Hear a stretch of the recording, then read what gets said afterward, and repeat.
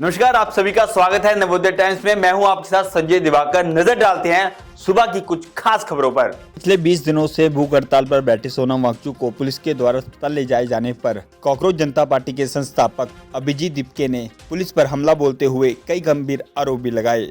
सुबह 7 बजे जब मैं यहाँ से निकला फ्रेश होने के लिए, तभी सोनम सर को घसीट कर गाली गलौज करके लेकर गए। 60 साल से जो इंसान है, जो भूख हड़ताल पर बैठा हुआ था 20 दिनों से, 60 साल के इंसान को जो 20 दिनों से भूखा था, उसको दिल्ली पुलिस यहाँ से जबरदस्ती उठाकर लेकर गई। ये कहाँ लेकर गई हमें पता नहीं है।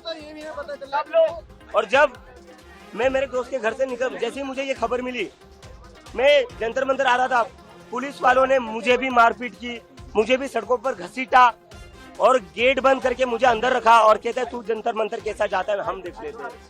मुझे भी दिल्ली पुलिस ने डिटेन कर रखा था, मेरे साथ भी मारपीट की, मुझे भी घसीटा गया रोड पर।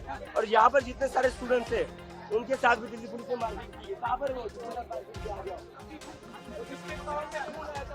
आओ,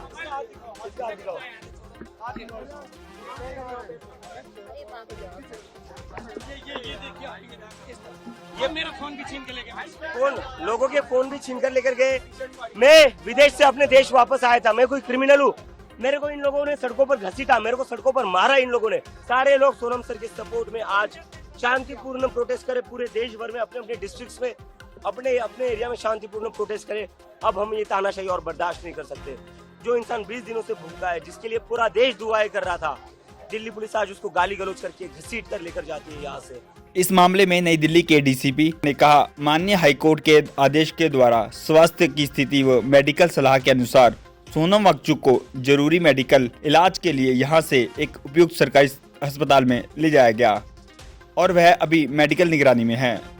ऑनरेबल हाईकोर्ट के आदेशानुसार और हेल्थ कंडीशंस और एक्सपर्ट मेडिकल एडवाइस के मद्देनज़र श्री सोनम वांगचुक जी को यहाँ से सरकारी अस्पताल उनके ट्रीटमेंट के लिए शिफ्ट किया गया है और किसी तरह का कोई लाठीचार्ज वगैरह बिल्कुल भी नहीं किया गया। उत्तराखंड के बन्नू स्कूल ग्राउंड रेस कोर्स में आयोजित छात्रों की गूंज कार्यक्रम में छात्रों से बातचीत करते हुए कांग्रेस सांसद और लोकसभा के विपक्ष के नेता राहुल गांधी ने कहा कि आपके सामने 2 दरवाजे हैं, 2 अलग अलग रास्ते हैं। एक रास्ता ईमानदारी और मेहनत का है, जहां आपको आर्थिक नुकसान और परिवार के दबाव का सामना करना पड़ेगा। दूसरा रास्ता, अगर आपके पास पैसा है, अगर आप भ्रष्ट है और आप चोरी करके आगे बढ़ना चाहते हैं, तो एक छिपा हुआ रास्ता है, पेपर लीक वाला रास्ता। अगर आप इस रास्ते पर चलना चाहते हैं तो शर्त है कि आपके माता पिता मिडिल क्लास या गरीब नहीं हो सकते।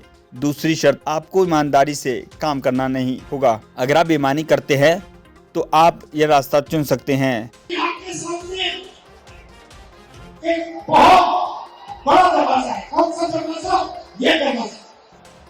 इस सचमुच में एक रास्ता नहीं, सचमुच में 2 रास्ते हैं और आप सब ये जानते हो। एक रास्ता जो आपको ऊपर दिख रहा है, ईमानदारी का रास्ता, मेहनत का रास्ता। इसमें आपको फाइनेंशियल कॉस्ट सहनी पड़ेगी, इसमें आपको फैमिली प्रेशर लगेगा, इसमें आपको एज लिमिट लगेगा, इसके लिए आपको 8 घंटा 5 साल के लिए मेहनत करनी पड़ेगी। और दूसरा रास्ता, अगर आपके पास पैसा है, अगर आप भ्रष्ट हो, अगर आप ईमानदार नहीं हो और अगर आप चोरी करके इस दरवाजे से निकलना चाहते हो, तो एक दूसरा छुपा हुआ रास्ता है, पेपर लीक वाला रास्ता। इस रास्ते में अगर आपको इस रास्ते पे चलना है, सिंपल सी बात है, अगर आपको इस रास्ते पे चलना है, पहला क्वालिफिकेशन, आपके माता पिता मिडिल क्लास या गरीब नहीं हो सकते। दूसरा क्वालिफिकेशन, आपको ईमानदारी से काम नहीं करना। अगर आपको बेईमानी करनी है तो आप ये रास्ता चुन सकते हैं। अब 99.9% लोग हमारे जो स्टूडेंट्स हैं वो ईमानदार है, वो इस रास्ते नहीं चलते। मगर 1% लोग सिस्टम का प्रयोग करके इस रास्ते का यूज करते हैं और बाकी सारे के सारे युवाओं को नुकसान होता है। राहुल गांधी के इस बयान पर भाजपा नेता आरपी सिंह ने पलटवार करते हुए कहा कि राजस्थान में जब अशोक गहलोत की सरकार थी तब 20 बार पेपर लीक हुए, उस समय वह एक शब्द नहीं बोले। हमारी सरकार में पेपर लीक हुआ तो संशोधन भी हुए और आगे ऐसा ना हो इस पर जरूरी कदम उठाए जा रहे हैं, लेकिन वह जानबूझकर बच्चों पर राजनीति कर रहे हैं। वह समय भूल गए जब अशोक गहलोत के जब उनकी सरकार थी राजस्थान में 20 बार पेपर लीक हुए, एक अक्षर नहीं बोले। पेपर लीक हुए परंतु उसका संशोधन भी हुआ और सरकार ने उस पर एक्शन भी लिया और अब आगे के लिए ना हो उसकी चिंता भी करी, परंतु वह जानकर एक मुद्दे पर राजनीति कर रहे हैं, वो जानकर बच्चों से राजनीति कर रहे हैं। फैक्ट ये है कि सरकार का जो ड्यू एक्शन था सरकार ने वो ड्यू एक्शन लिया और जो कलेक्टिव मेजर वह भी किए। वह शायद जब रेट कार्ड निकालते हैं तो शायद वह अपने समय की बात करें जब कैप्शन फ़ी ली जाती थी। हमारी सरकार ने आकर वो सिस्टम बंद किया, सेंट्रलाइज कर दिया, सबका सब एग्ज़ाम सेंट्रलाइज कर दिए।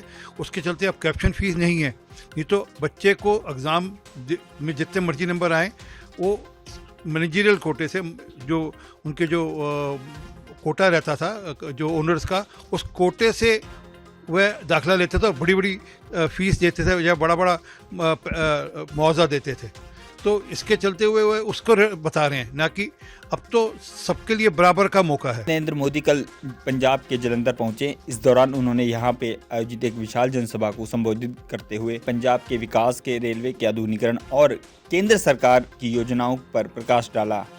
साथ ही उन्होंने अपने संबोधन में पंजाबी में बोलकर शुरुआत की। इसके साथ ही पीएम मोदी ने विपक्ष पर भी हमला बोला। बीच आके मैनू मान महसूस हो रहा हो। पंजाबियों कीवे हो, चढ़दी कला च हो। साथियों, कुछ समय पहले मैं यहां श्री गुरु रविदास जी के जन्मोत्सव का हिस्सा बनने आया था और आज हमारा जालंधर विकास के उत्सव का साक्षी बन रहा है। आज सुबह मुझे जिंद से देश की पहली हाइड्रोजन ट्रेन शुरू करने का अवसर मिला है। आज जिंद से ही मुझे कुरुक्षेत्र में एक भव्य सिख म्यूजियम के शिलान्यास का सौभाग्य मिला है। ये म्यूजियम हमारी गुरु परंपरा को, गुरुओं के ज्ञान को भावी पीढ़ी तक पहुंचाने में बड़ी भूमिका निभाएगा। ये गुरुओं की शिक्षाओं, उनके बलिदान और सेवा की परंपरा को जीवंत रूप में प्रस्तुत करने वाला प्रेरणा केंद्र बनेगा।